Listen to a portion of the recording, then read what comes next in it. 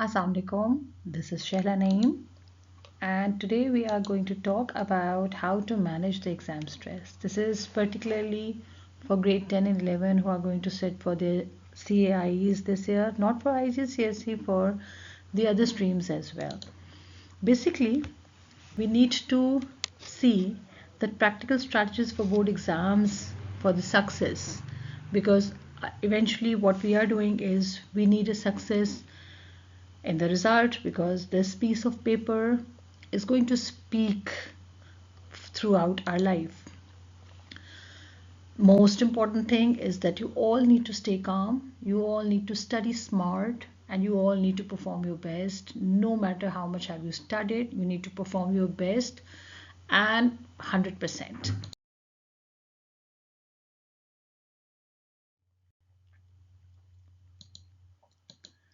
Now, why IGC exams feel stressful? Particularly, I'm talking about IGCSE because this is very common stream these days, and most of the schools have opted for that. So is ours. So I'm going to address this. My target audience are the students who are going to sit for the exam. So ignore please this IGCSE. It's all about for the students. So large syllabus across multiple subjects. Yes, we do have a large syllabus which we cover in 3 years usually, or 2.5 years. So yes, this is a large syllabus. But if you just divide it into blocks, if you divide it into chunks and you start preparing on time, then it is not going to give you stress. Pressure to achieve strong grades for college. Yes, we all do have a pressure, and we give pressure to our students, and we do give pressure as parents to our children, because at the end of the day we all are struggling we all are making effort for getting admissions and acceptances in good colleges across the world. Fear of disappointing yourself or family is the major thing, because every student is giving his or her 100%, but when it comes to result, if the result is not A or A star, then your family gets disappointed, and so are you. But yes, because again I repeat that piece of paper matters, but yes, your emotional health matters a lot. You have to balance the school, you have to balance the tuition, and you have to balance the revision. I advise not to take the tuitions. You go for schools, attend the school regularly, revise whatever you have studied in school. That is the best thing to get the good grades.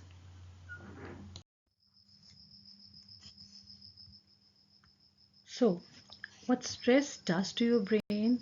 First of all, stress is something which is very normal and it is manageable.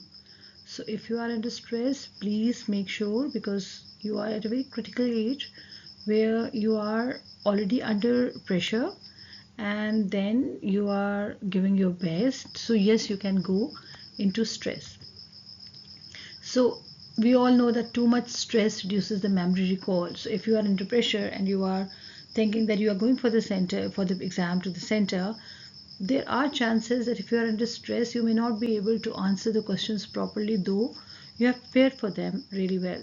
So just relax, just calm, and just look at the paper very carefully and read the entire question, read all the papers, read all the questions, and then start answering whichever you think is the best one, and then you carry on. So panic blocks, what you already know. Actually, if you are into a stress and you have prepared some topic really well, and you get the answer question based on that topic, there are chances that you get panic and you write something wrong. So just relax, just stay calm, because calm mind is a better problem solving. If you are relaxed, if you have taken a good sleep, if you have just given a thorough revision for the week, you do not need to revise early in the morning or late night for the exam. So the ultimate goal is you need to control the stress, and this is your basic goal. It should be actually.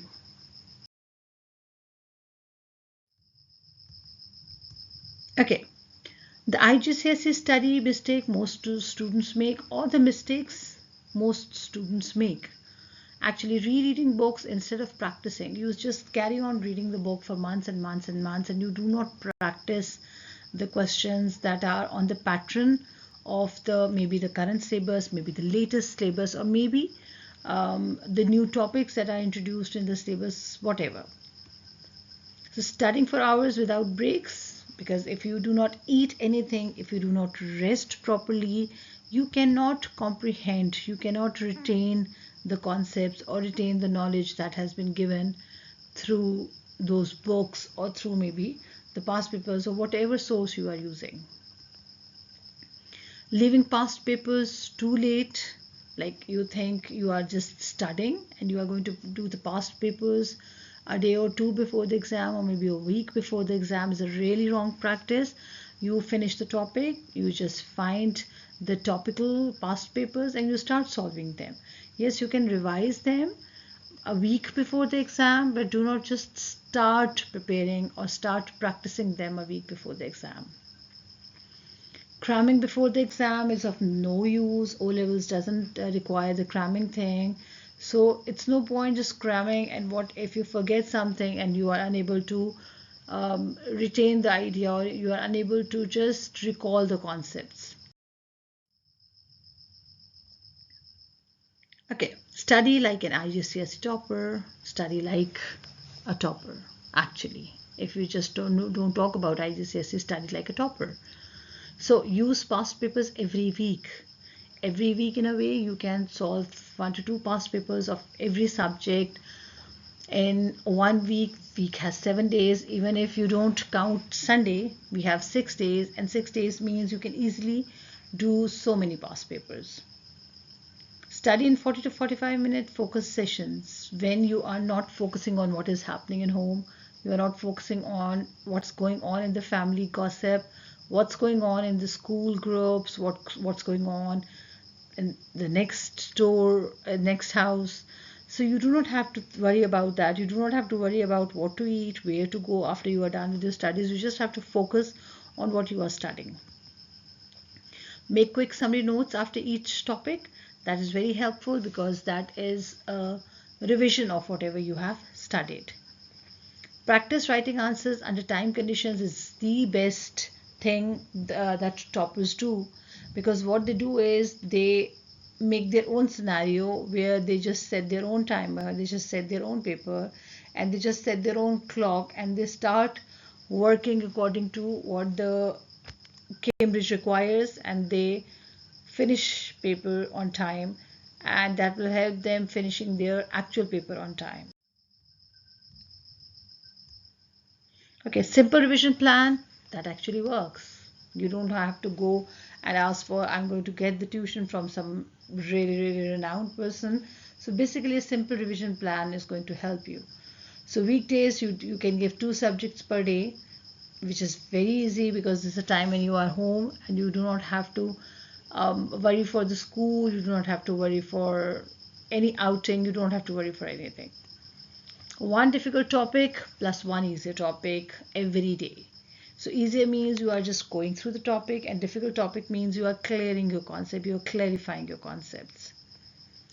Weekends pay, you can practice the past papers as many as possible because that's time you can wake up late night, you can get up a little late, and when your entire family knows that you are working or preparing for your exams, they do not force you to sleep on time, to wake up on time.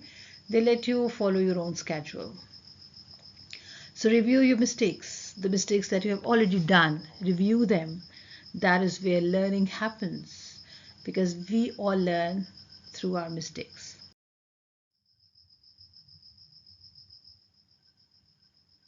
So healthy habits leads to better grades. Sleep for 7 to 8 hours because memory forms during sleep. You get up fresh, you are able to recall the previous concepts, and you are able to comprehend the ones that you are going to read or understand next. Okay, drink water, because if you are going to dehydrate, whether it's winter or summer, if you are going to dehydrate, you are going to lose your focus. So instead of going to hospital and getting the drips done, it's better you just drink A lot of water. Light exercise improves the concentration. You can simply walk, you can simply jog, or you can simply do whichever exercise you think is a better one for your body, and you can give it few minutes so that you can just relax, then eat, then just give time to yourself, and then start studying again. Avoid studying late night before exam, because again that blocks your mental areas, mental logs that have been created, and if you do not take a complete full sleep, you cannot concentrate on anything which is required. So quick stress reset techniques are 4 to 7 or maybe 4 to 8 breathing before, 4 times, 7 times or 8 times, sorry, 4 times, 7 times and then 8 times breathing before studying or exams. So if you have sat for in the center, you just have to take a breathe, a fresh breathe or maybe a relaxing breathe, so that you can just recall whatever you have studied already. 5-minute walk to refresh brain, maybe in the area where you have to wait, so you just can simply walk. Stretch shoulders to release tension. Yes, your shoulders are, you are stretching your shoulders and you are just relaxing, your eyes are closed, so the stiffness is gone. Replace I can't with I'll try one step. Normally we say I can't do this, and if we start saying let me try this, let me try, maybe I can do this, is trust me, change life. Now, a night before the exam, do not start new topics, because in any case you cannot comprehend the concept or the idea. Review summaries of flashcards only. There's no need to go to the detailed answer. Pack stationery and documents early.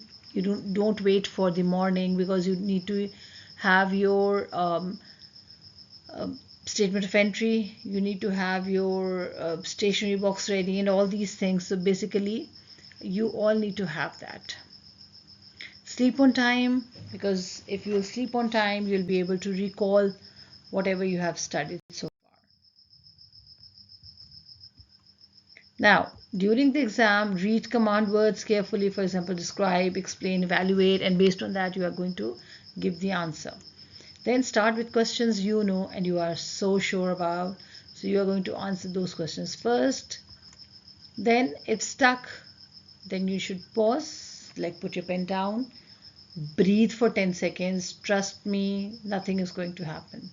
If you just breathe for 10 seconds, so what will eventually happen, that you start getting relaxed and you start recalling the concepts. Manage time. You need to leave a space and return later. If you don't understand any answer, you can leave a space for that answer, but for that you need to be sure about the length of the answer, and you can go back and do the answer later on, or if the answer is typed, you can go back and refer to that. Okay, change your mindset, because exams test preparation, not intelligence, in a way that you think you are very intelligent, you can answer the question. Yes, this might be true, but it's ideally with that you should prepare for your exams. Mistakes during revisions are good, because if you are going to make mistakes during revision, that is okay, rather than making a mistake in the exam. So progress leads to perfection actually. If you are progressing, if you are just practicing again and again, it leads to perfection. You are more prepared than you feel. Final reminder, you do not need to be stress-free to succeed. Yes, you should take stress, but a limited stress that should not block your mind. You just need to be prepared and calm, just relax, sleep on time, get up, take a shower, get dressed, and then go to the center where your school representatives are there to meet you. Small daily effort, yes, definitely it leads to big results in IGCSE. Well, this is something that will help you. Believe in the work you are doing. You do not need to be confused in whether I'm doing right or wrong, but you should be confident that this is something clearly right.